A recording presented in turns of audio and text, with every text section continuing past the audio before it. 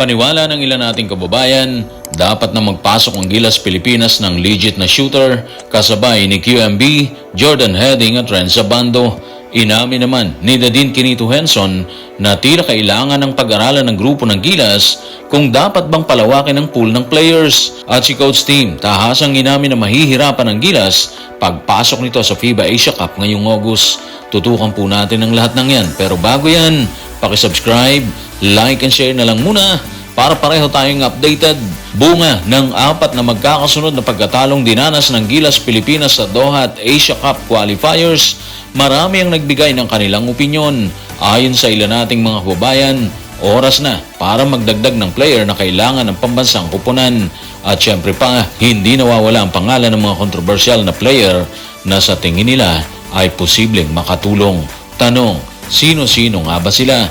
Tutukan natin si Miguel Maravilla sa ating official YouTube channel sa comment section. Additional legit shooter at big man habang wala si Kai Soto, QMB, Jordan Heading at Abando. So tama naman yun, di ba? Legit shooter talaga yung kailangan ng Gilas Pilipinas eh. At meron pa tayong 5 months ata kung di tayo nagkakamali bago ang Asia Cup na gaganapin sa Jeddah dito sa Saudi Arabia ngayong August 5 to 17. Pwedeng-pwede pa, di ba? Sa kaso ni QMB, Heading at Abando para sa akin, pwedeng-pwede rin sila. Subok na rin sila actually eh. Si Abando at si Heading, naniniwala tayo na may magagawa sila sa Gilas Pilipinas in case na ipasya ng pamunuan na isama sila sa hanay.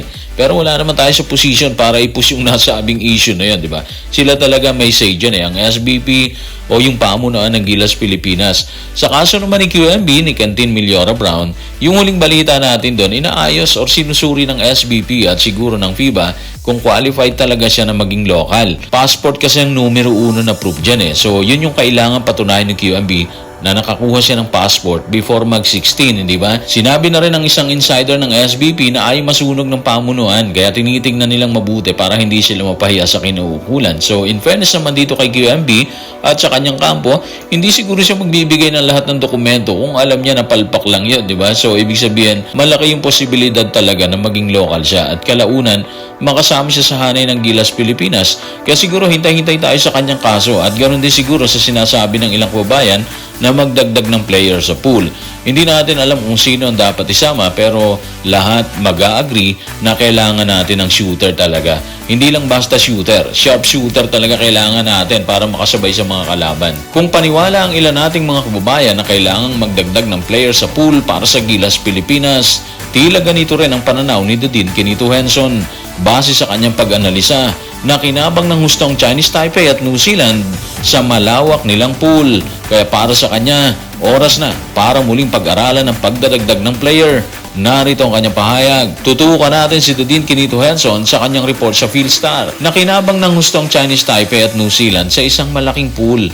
Siguro, panahon na para pag-aralan ulit ang diskarte ng Gilas Pilipinas. May 5 kalahating buwan pa bago ang Asia Cup. Ilang mahirap na desisyon ang dapat gawin sa lalong madaling panahon kung ang pool ay mananatili sa dati o hindi. Well, kung titingnan mo talagang mabuti, pareho lang ang sinasabi ng ilan nating mga kababayan at ilang eksperto na katulad ni Dadin Quinito Henson. Lahat sila nagsasabi na dapat palawakin ang pool or palitan ng ilang player dito sa Gilas Pilipinas para makaabante ang pambansang kupunan at hindi mabaon sa wala, di ba?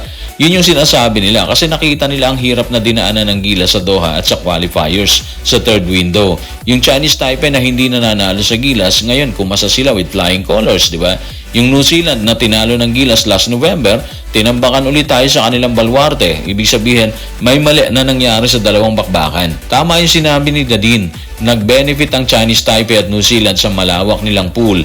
Nagpalit kagad sila ng player nang matalo sila sa Gilas eh. At ang resulta, tinalo nila pareho ang Gilas Pilipinas. Of course, yung New Zealand, wala tayong argumento doon. Pwede naman talaga nilang talunin ang Gilas Pilipinas. Pero ang sinasabi kasi ng ating mga kababayan at ilang expert, posibleng may kinalagyan ng dalawang kupunan kung may magandang hanay. Yung magandang hanay, magmumula yun sa isang malawak na pool. Marami silang pagpipilian dun eh. Yun yung sinasabi ni Dadin. galing yung New Zealand, ang dali nila mag-adjust or magpalit ng player, di ba? Nung makita nila na hindi umubra yung dati, agad-agad nagdesisyon sila na palitan ng ibang player. Hindi personal yon, para sa bayan yon. At ang resulta, napunta sa kanila ang manibela sa grupo na kinabibilangan ng Gilas. Bunga ng pagkatalong naganap sa Gilas sa mga kamay ng New Zealand, nakawala sa kanila ang pangarap na manguna sa grupo. Pangunguna na posibleng maging daan para makaharap nila ang hindi mas mabibigat na team sa pagsisimula ng FIBA Asia Cup sa August. At para kay Coach Tim, naniniwala siya na mas mahihirapan ang pambansang koponan sa sandaling magsimula na ang torneo, bunga ng pagkabigong manguna sa kanilang grupo. Narito ang kanyang paglalahad.